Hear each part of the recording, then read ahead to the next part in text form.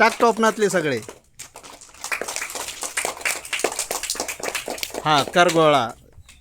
प्रत्येक याच्यातले गोळा कर. अगोदर एकक मधले गोळा कर. पाठीमागे एक एक. किती झाले एकक मध्ये? 4. हां दशक मधले गोळा कर.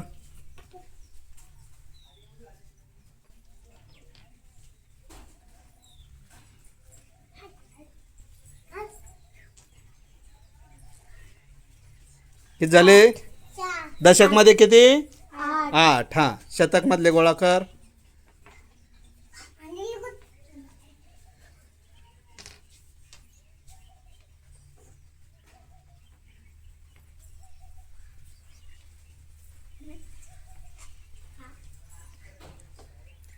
शतक मध्ये किती झाले? 8.